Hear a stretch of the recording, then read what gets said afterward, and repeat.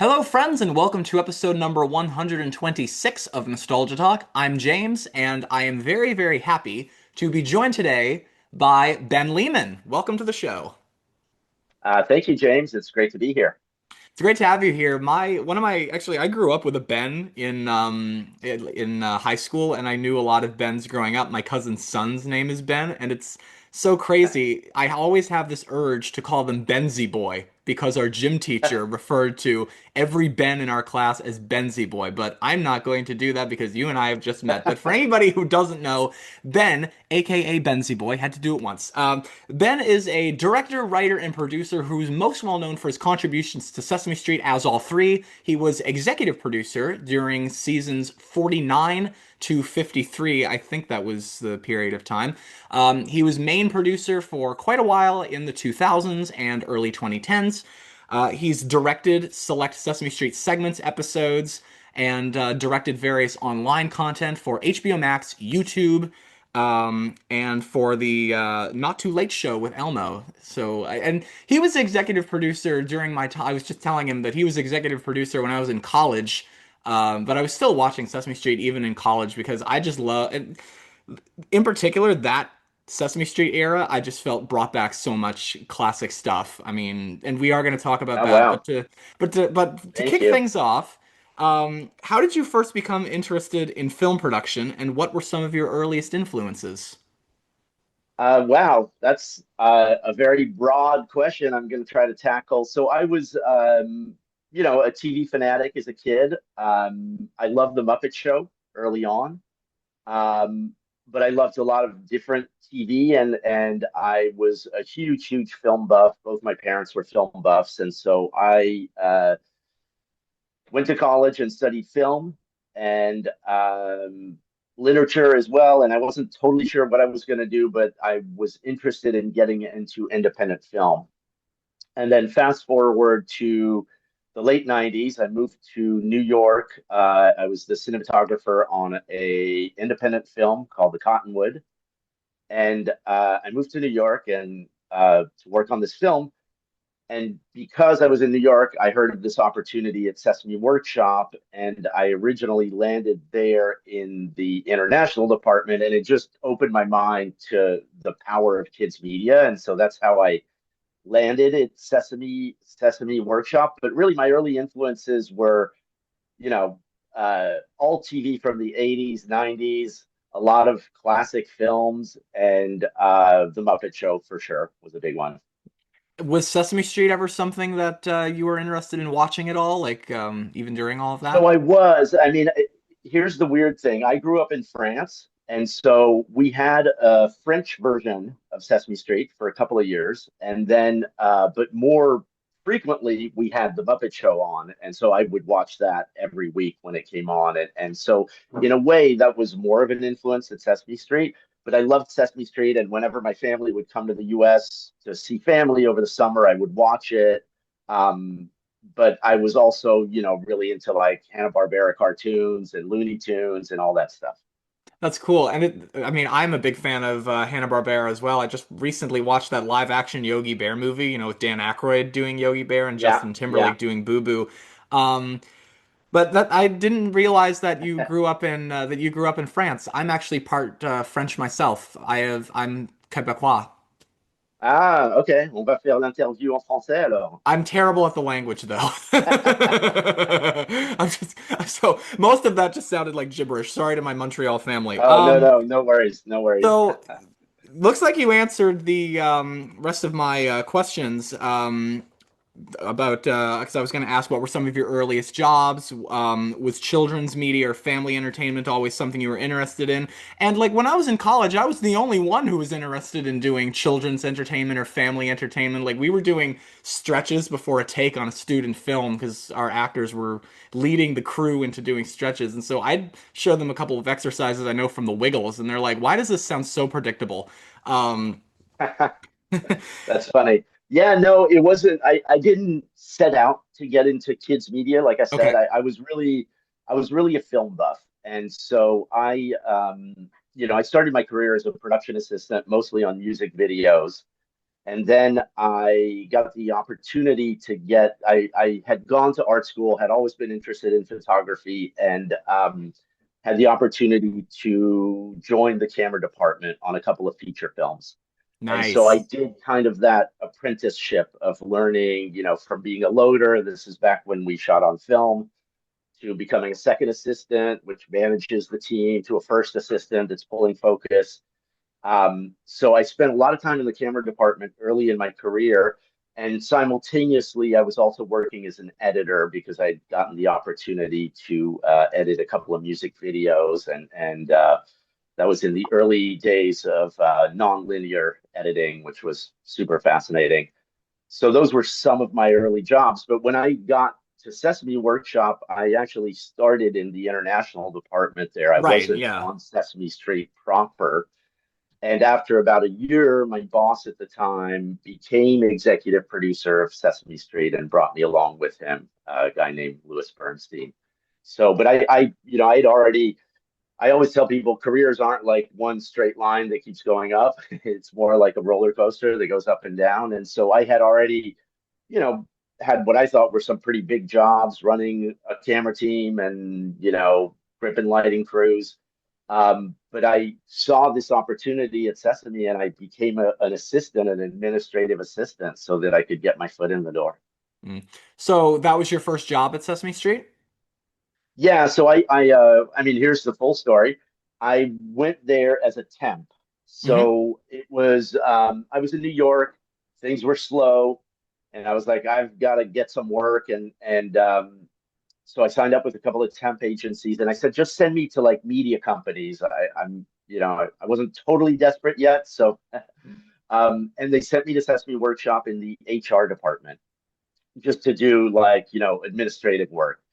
And while I was there, because I was in the HR department, I heard about this opening that the head of international for Sesame Productions needed an assistant. So I went and interviewed with him, and that was my first job was, as an executive assistant, working on the international co-productions. So Sesame does a bunch of co-productions around the world. Yep. Some, in Germany, they've reached 50 years of activity, and then there's Jeez. some that start and go away and come back years later.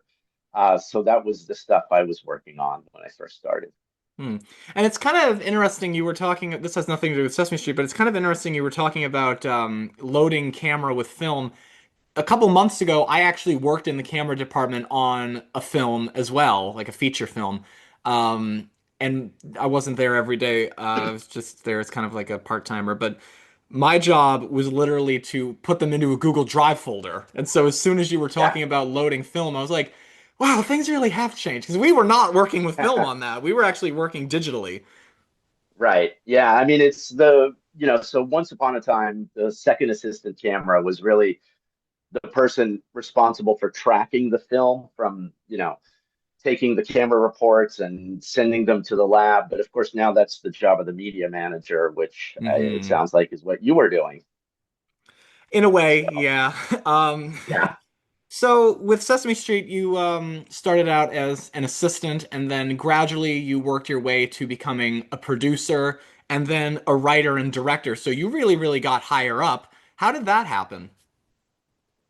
Being open to new opportunities, trying new things, and always putting my hand up when I saw something that I was interested in learning more about. So, I've had pretty much every job you can have on the production side of Sesame Street. So I started as an assistant. We were in the studio, and it's a multi-camera uh, workflow, and so there's a control room where there's a technical director and an assistant director and a script supervisor. And I was like, oh, this script PA job, like this seems really interesting, and it was an opportunity that they gave to assistants at the time. So I put my hand up and I learned how to be a script PA, and from there you're working with the assistant director. So I would ask a bunch of questions, and I eventually said I would love to work as an assistant director. Can I have that opportunity? And that took many years, obviously, but I'm so sorry. I'm. I woke up with a tiny cold. Um, but anyway, I was also making short films for Sesame Street at the time, independently outside of my job. And so I just, would always seek out new opportunities and continue to create and make stuff in my own time so that, it's really important to develop your creative instincts. I don't believe that it's like, oh my God, this person is so creative. They were born that way. It's something you have to work at. So that was, from becoming an assistant director, then it was a natural leap to becoming a director, but that took many years. I was given I had directed a bunch of short films for Sesame, independent from the show. As you know well, the show was still very magazine back then and had a lot of segment over an hour. And so there were a lot of outside filmmakers making short films, So and I like was one of animated them. films or live films? Live action Okay. mostly. I mean, I made a handful of animated films. I've done quite a bit of animation over the years, but live action is really my background, having come up as a camera assistant Okay. and camera operator and cinematographer. And that's where my passion is more sparked by live action than animation. But I did do, like, for example, um, we had this opportunity to license these paintings by Basquiat. And so, because Sesame always loved to have like put forth fine artists or dancers or Yep. anybody who's culturally relevant. And so we took these paintings and did these very simple animations, for example. So that was an animated film I worked on. Nice. Yeah. Hmm. And as I said, executive producer. Actually, executive producer is much more higher up than a lot of those. How did you get that job? Is that another thing where it was like, okay, we need an executive producer, and you're like, I'm your guy, Well, by then I had been with the show for 15 years. So I had, I was an associate producer. right? And at that time, I oversaw,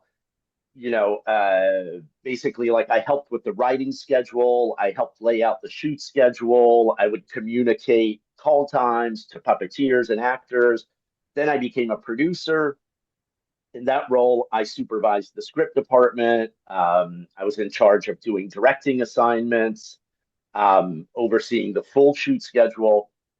From there, I became a senior producer, eventually a supervising producer. And, people come and go, things change. I was a supervising producer, and so I was overseeing, quite a large group of creative producers and even involved with gaming and interactive production. And our executive producer decided to move on to a different show, and there was an opening, and so I was like, I would love to apply.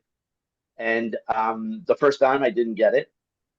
My boss at the time, who was a famous executive named Brown Johnson, she became executive producer on an interim basis. That was season 48, I think. And but I was like kind of doing a lot of the pieces of the job. And then when they did a big search for an executive producer, and I put my hand up a second time, and that time I got the job. So Woohoo! yeah, yeah, With, yeah, yeah, yeah. with writing, because Sesame Street's really kind of broadened its writing staff over the years in terms of how many episodes per season. Because I know from I've interviewed Norman Stiles, Emily Kingsley, Lou Berger was a previous guest, and I know from them that and Luis Santiro, and I know from them that for a long time it was 110 to 130 episodes per season. So they really needed a lot of writers, and that's something Belinda Ward had mentioned. She's like, "Oh, they needed a lot more writers because they were pumping out so many shows." And then it kind of as the show as the episode count per season kind of like scrunched down a little bit, less writers were required. Then later on, when the show kind of changed with HBO, they brought in a lot more writers, including yourself. Did you write any episodes at all? So I have not written like the street stories for Okay. Sesame Street. I've never written those. I kind of got my start. I mean, obviously, I was writing these short films that were going in the show, Okay. and some of them were songs, and some of them were just like letter or number films. But I first started really actively writing for the show when we were doing these interstitials to try and tie together the half hour. This was Okay. so in my time as supervising producer, I actually worked with this other. In fact, it was probably when I was senior producer, and the supervising producer at the time was someone named Nadine Zilstra. She and I were in charge of making the 1 hour show into a 30-minute, tightly formatted, tightly thematic show. And so we did this kind of reimagine of the show. And as part of that, we wanted to have these little interstitials that reminded you of what the theme was, what the perhaps curriculum for the season was, So, like, and if an tied it episode all begins with together. like Grover saying, "Today on Sesame Street is all about cameras," I'm saying camera because I'm looking at my webcam right here. Yeah, exactly. I mean, that was the theme. So then it would be cameras across the whole half hour. In Okay. fact, I think I know exactly the episode you're talking about Oh, because I just ad-libbed. well, there was a camera episode where we were. It was during a season where we focused on careers, and Hmm. so the idea was like you could be a photographer, there's a lot of jobs that are camera based. And anyway, we did this funny street story where we were taking pictures of Grover in increasingly silly poses as he's trying these like, to jump, and he's like got 1 foot up and his head is sideways, and that was the camera episode. It's So funny. yeah, but just to get back to the writing thing, so yeah, so I ended up writing interstitials that once upon a time we called them play moments. They had different names over the years, and they helped tie the show together.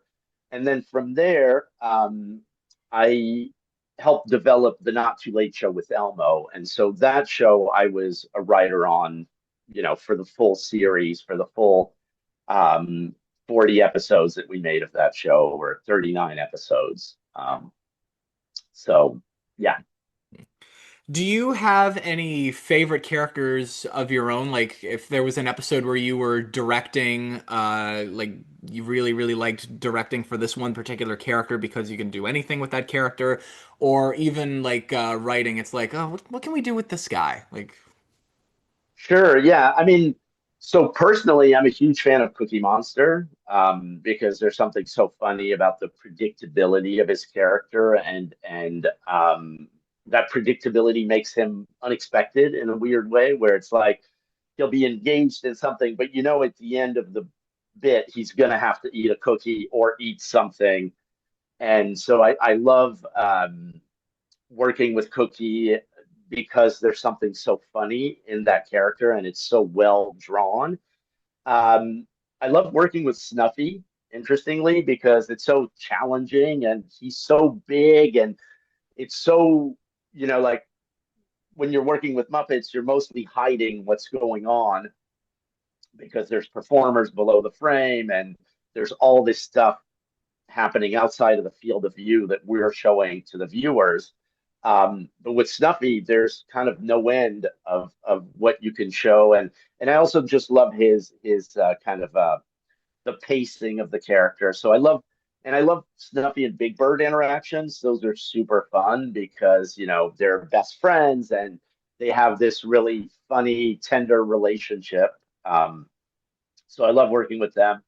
Obviously, you're wearing a Yip Yip t-shirt. I think they're really funny, interesting characters because they're very unexpected and they express themselves by saying the same, nonsense words over and over and over, but you still understand their meaning. it's funny. I just Um, made a so documentary, or I'm still working on the documentary, and I wore this shirt. I know none of the listeners can see it, but I wore this Martian shirt during one of the one-on-one interviews for our documentary. And I asked one of the, I was filming a play and making a documentary on the play, and so I asked one of the actors, "Could you take my picture with my camera?" And I posted it online. Yip, yip, yip, yip, yip, directing, directing, yip, yip, yip, yip, yip, camera, directing, yip, yip, yip, yip, yip, yip, yip. And she knew exactly what it was. So. that's hilarious. That's great. Mm. Yeah, yeah, yeah. They're really fun. They're really fun characters. I directed this one episode where they come down to Earth to come down to Sesame Street to visit. That is That one I of my think is favorite. I was just about to super bring up super favorite funny. episodes in recent years. That's one of my favorites. Oh, that's fantastic. Yeah, so it's Martin Robinson and Matt Vogel are the primary Yip Yip performers, Yep. but then their boss in that episode, who's the The female Galactic Yip Yip Leader, with the big, yeah. yeah, the galactic leader with the brain, that was played by Stephanie DeBruzzo, and such a funny character. So Yeah. yeah, love But that. And I'm sorry, go ahead. oh no, I was just going to add. I don't know if you've seen the number of the day segments with the Yip Yips too, where they come Yes. out of his craters. Yeah, so that's another piece that I directed. That is also another favorite. Well, speaking of Marty Robinson, I mean, you brought up Snuffy, and I mentioned favorite episodes in recent years. One of my favorites in recent years that involved Big Bird and Snuffy's friendship is the one where Big Bird makes this block tower, and it gets knocked down by Zoe and Rosita, and then Snuffy goes to look at it, and he's like, "Wait, what the hell happened to the tower?" And Big Bird comes in and is obviously very hurt by it, and this is normal that a kid just sees something damaged and then sees one person next to it, and even some adults might do that as well, and just immediately assumes that Snuffy was behind it. And so Big Bird talks to Nina about it, and Snuffy talks to Chris about it, and then Rosita and Zoe try to cover it up so they don't get in trouble for it. Yeah, I remember that episode. And um, doesn't Zoe have this really funny costume where she gets in a trench coat and gets a big mustache That to try ridiculous to mustache, go yeah. like incognito so she's not caught? But of course, they do the Mr. right thing at the Fuzzlebuzz, end, yeah. right? Yes, exactly. Wow, Well, great memory. I think it That's was a funny. dead giveaway too because everybody recognizes Zoe, and I mean, like, I did a Of course. retrospective once on an old school Sesame Street episode where Oscar tried to scare everyone away from his. This would have been in the '70s. Oscar tried to scare everyone away from him by putting himself in a mask or making creepy, spooky noises, and he's like, "Why is everybody still here?" Like, because we know it's you. And so Zoe's got the disguise, and Alan, I think, is the one who gives it away. He's like, yeah, I think this looks a little bit too much like someone we know. Yeah, yeah. That's funny. Fun episode. Yeah, that's Yeah, a I good love one. that one. Um, so you brought up the Martians, and of course, as I said in the intro, during your time as executive producer for Sesame Street, it just felt so classic seeing so many of these old school characters in shots, whether they were speaking or not, including my favorite. And for our listeners, you guys saw the thumbnail, so that's why he's in that thumbnail, Harry Monster. I love that my really, really good friend Peter Linz is getting a chance to do. It's funny. I met him before he became Harry, but it just feels Yep. so right that one of my closest friends is doing my favorite Sesame Street character. Like that just something about that just makes me really, really happy for the both of us. But not just Harry. I mean, Harry's had a lot more screen time than a lot of these other characters have in recent years, especially Forgetful Jones, Amazing Mumford, Guy Smiley, especially Guy Smiley. We've seen a lot more of him. Biff and Sully. I love that and I love that they're not just cameos. They're appearing so frequently now. I mean, with Biff and Sully, especially, it's the middle of a big city. Somebody's got to be doing work around the big city.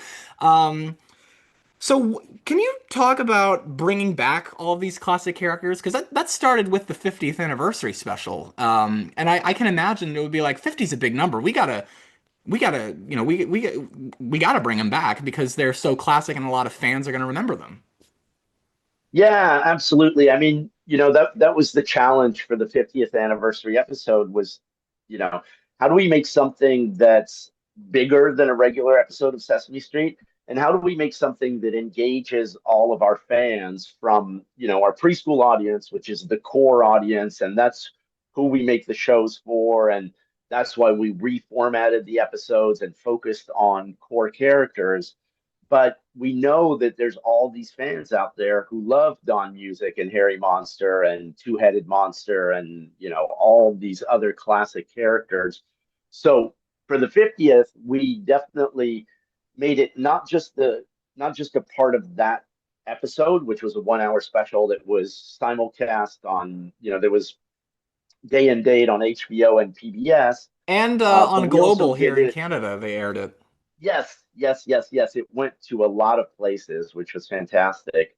and then but we made a conscious decision to do that across the whole season so that we could have so Forgetful Jones specifically, I remember we shot like these kind of green screen backplates so we could just put him in the background of certain shots without necessarily having to perform him all the time, and add him in here and there. And it was very much, we were trying to engage fans of all ages with like, hey, can you find these little Easter eggs of classic characters that are throughout the show? And I'm sure you noticed the special. There were a couple of original songs, but we were really trying to like, go back to the classic catalog of Sesame Street songs and Oh really yeah, do, you really went people in all your out by having them, neighborhood. and by And having that baker there too. 10 chocolate layer cakes. yeah, exactly. Yeah, because we were, some of those early films were made by the Jim Henson Company, and some were made by other, classic famous filmmakers and animators. So we were trying to pay homage to all of that, while of course making something contemporary that's going to play well with the current audience. Hmm.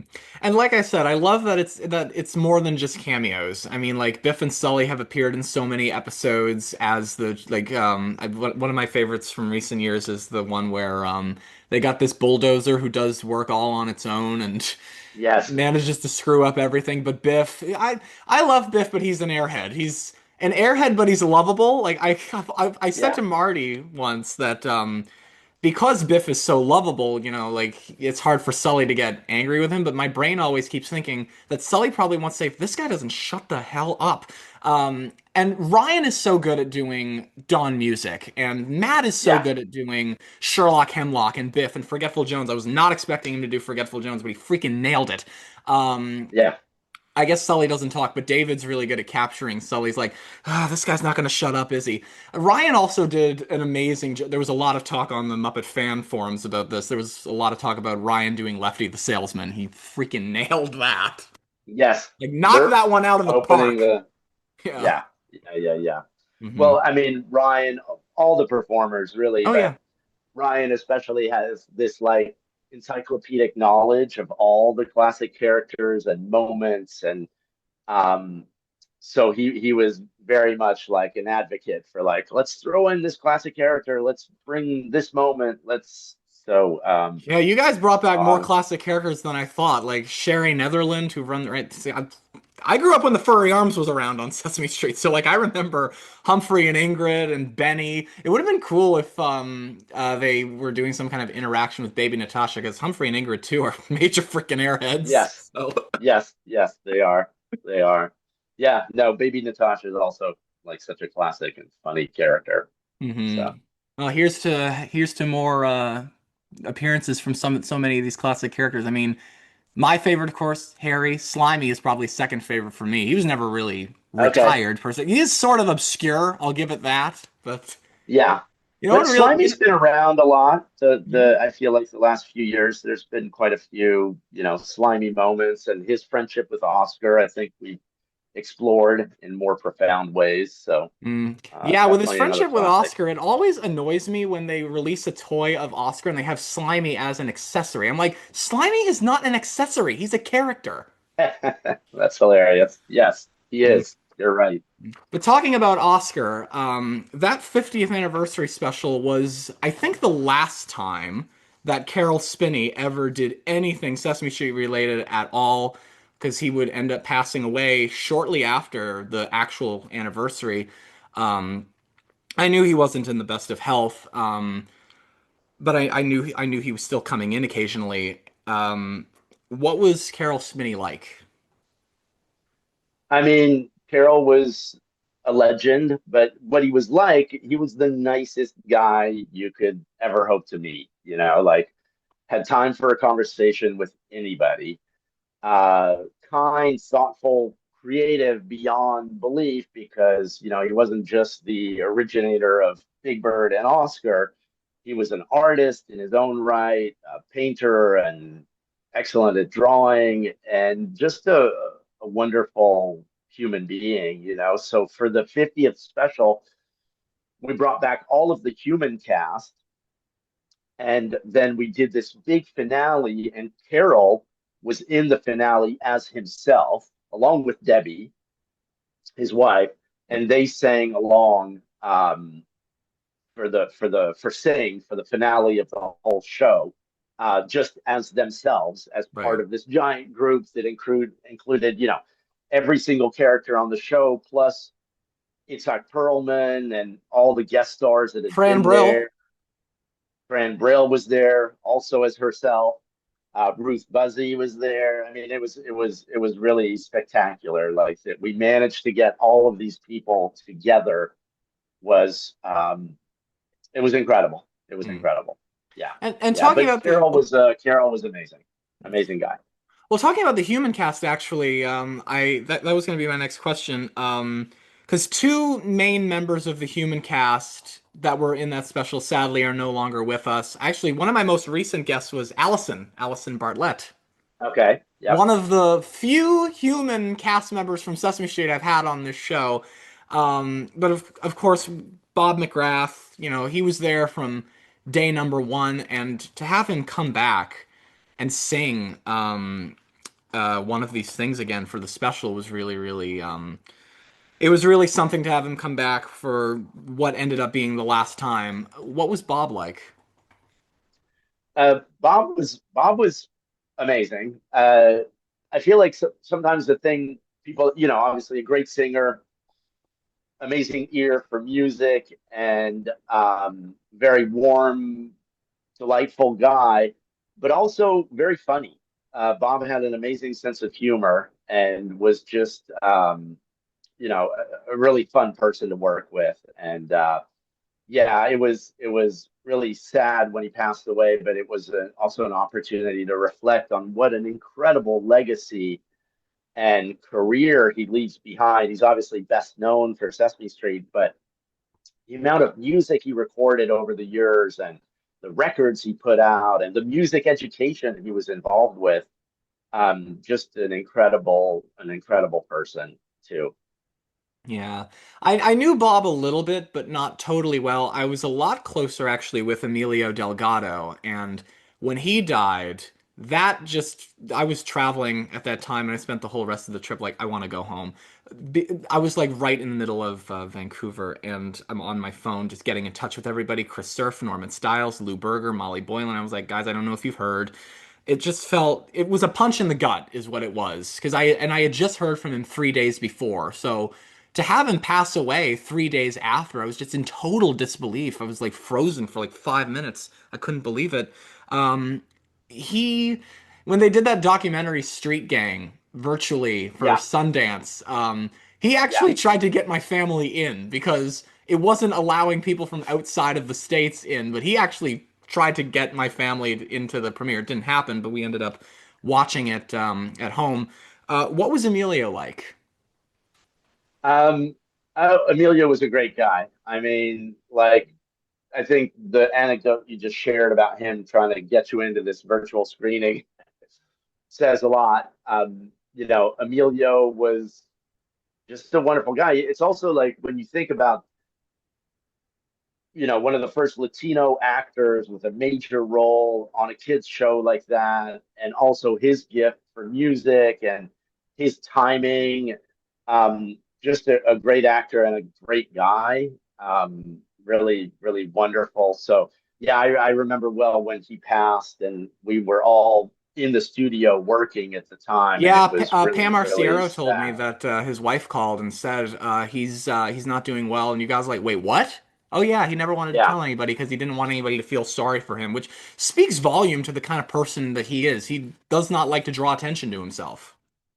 Yeah, no, exactly. It was so sudden, and I guess not sudden for him and Carol, but um sudden for the rest of us not knowing that he had been as sick as he was, and it was so sad. And I remember um one of our prop guys took an acoustic guitar and put it at the top of the 1, 2, 3 steps because, as you know, he was really well known as a guitar player, Yep. and he did all these concerts. And anyway, it was really, really, really sad when he passed.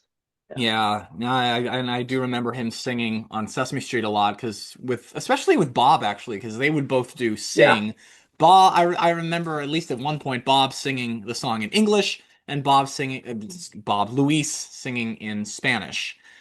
yeah, Um, yeah, but as I mentioned, going back to Muppets and Muppet People, my favorite, of course, is Harry. And when I, for Muppet fans like me, I think when we think about Harry Monster and so many of these other classic characters I mentioned too, Biff, Amazing Mumford, Sherlock Hemlock, maybe this doesn't count as a classic character because he's still around more, but the Count.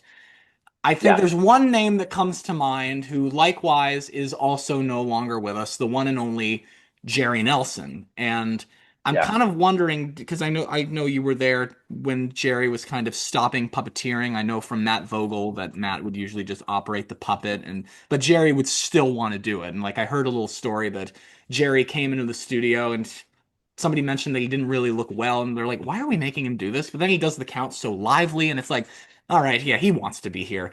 Did you ever have much of an interaction with Jerry at all? yeah. I mean, so Jerry was still coming to the studio a lot when I was the associate producer, who was, basically I would get the casting assignments for each individual scripts from Kevin Clash at the time, who was the Muppet Captain. And then it was my job to disseminate them to the performers, get the scripts out to them, and schedule their time in. So I had quite a bit of interaction with Jerry when he was coming in. And so sometimes he would pre-record at his studio, in near Cape Cod, where he lived, In and Truro, I we think he would, lived because he has that yeah, album Truro exactly. Day. We have a Truro here in Nova Yeah. Scotia too, so Oh, okay, okay. Yeah, well, similar coastlines, right? yeah. So anyway, so he would pre-record and we would trigger the playback, but a lot of times he would come in and perform himself. And yeah, he was, he had oxygen, and so, but I never got the vibe like, why are we making him do this? I just always he wanted to be there. Like he was Right. definitely, it was his thing. And obviously he has such a rich history with Sesame Street and with Muppets. But yeah, so the Count specifically, which was really the character of his that he voiced the most in those years. Matt became kind of like Jerry's second brain and started taking over the Count and performing it. And often, yeah, they would both be on set.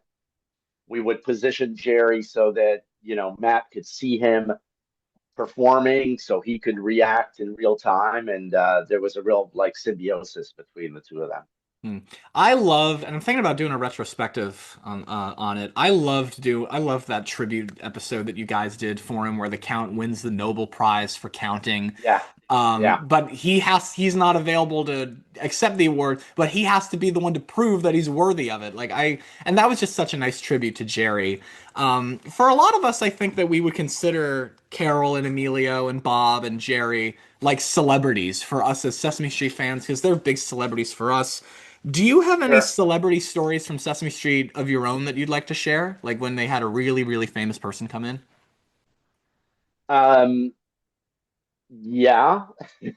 I'm sure there's I many. mean, to me, Sonia Manzano is a celebrity. So when I first met I'll Sonia, accept I was like, that. oh, I was like, wow, that's Sonia Manzano. That's Maria from Sesame Street. That's a big deal. That's what it But felt like recently when I had Gina on here and recently yeah, Murray from yeah, the Wiggles. I remember okay. when I had Murray on because that was a big part of my childhood too. I remember babbling. I did such a terrible job with the introduction. Uh, well, that happens. Yeah, when you meet your idols. Yeah. But obviously, yes, over the years, there's so many performers that I've loved seeing that I love personally. A few that come to mind. Elvis Costello was in the 50th anniversary Yeah, special with doing his Kermit. own. That's right. Yeah, so and that was the whole. We had to get permission to have Kermit on Sesame Street since he's not an official Sesame Street character, and Right. those are different rights and companies. But I'm a huge Elvis Costello fan, so having him on the show was So's my was really a dad. My big mom's name deal. is Allison, so it kind of works Oh out there. wow, okay, Wow, wow, wow, wow. That's heavy. That's super heavy. Mhm. Um, yeah, yeah. My prom date was named Allison, so very familiar with that song. Nice. Anyway, but and so many over the years, like gosh, I mean, there's so many. I love music, and so I love when musicians come on, and Sarah Bareilles and Jason Mraz, and so many amazing musicians over the years that we've gotten to work with. It's just so much fun and so amazing. In my time there, Michelle Obama came on the show a couple of times. I got to direct Dr. Jill Biden, which was kind of a Nice. out of body experience because it's like the Secret Service has to come and vet everybody days ahead of time, and they come in and they do a full sweep of the studio, and then you're working, and Sesame Street is a fairly big crew, not the biggest on earth, but big enough.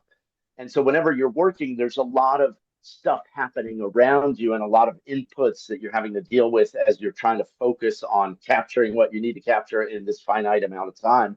But then when you're directing someone like Dr. Jill Biden, there's Secret Service there on top of everything else. And they're talking to each other in their little, microphone sleeves, and they have to make a plane in 20 minutes, and it's pretty incredible. That So is yeah, I mean, crazy. Wow. yeah, yeah, yeah. That was definitely one for the ages. Pretty Mm. amazing.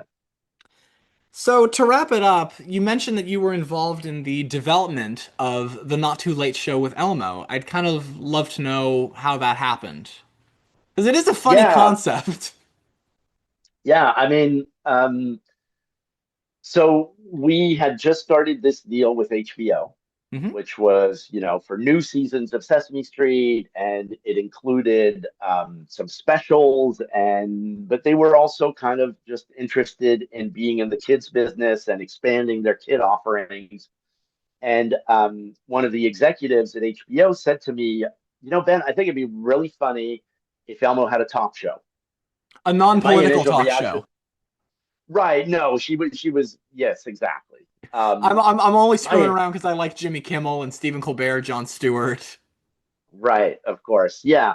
No, I mean she was definitely thinking. I mean, honestly, I think it was kind of a throwaway comment. She was like, I just thought that'd be cute. My initial reaction was, wouldn't it be funny if there was a talk show with Cookie Monster?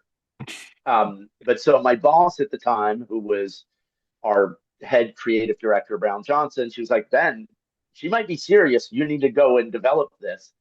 And so developed the show internally, convened a couple of writers' rooms, had some brainstorm sessions, basically put together, a simple pitch, went back to HBO and said, okay, it's going to be short, it's going to be focused around bedtime routines, it's going to have everything you love in talk shows, so games, comedy, celebrity guests, and music. And they were like, okay, we like it. How much for a pilot? So we put together a budget for a pilot. We tried to make it as economical as possible. We tagged it on to a season, when we were already in studio, so we wouldn't have to ramp up for an expensive pilot. And we went in, I directed the pilot. We took it back to HBO, and they're like, we love it, but we're going through a merger. We don't know. And that was when basically they were starting to launch HBO Max, and it Right. was still part of the AT&T regime or whatever you call it. Um, and so they were like, we're not sure because of these changes happening. But then the new executives came in and they were like, okay, you know what? We like it for HBO Max as a streaming play, and we'll commission 13 episodes. And so we, you know, put together budgets and planning and started writers' rooms, and they greenlit. We ultimately were like, we actually think we could give you a couple of extra episodes. We already have the pilot. Let's make it a 15 episode order. So we made 16 the first season, which is an odd number, but numbers don't mean anything in the streaming era. And so we went into production and shot that first season of the Not Too Late Show with Elmo. Mm. And it And was, and then it became a it game was show. Yeah, exactly. So that show had such a funny journey to being, So we made the first season. It premiered on HBO Max, which launched during COVID. Right. And so the show was universally well received, and we got these incredible reviews, and the press really loved it.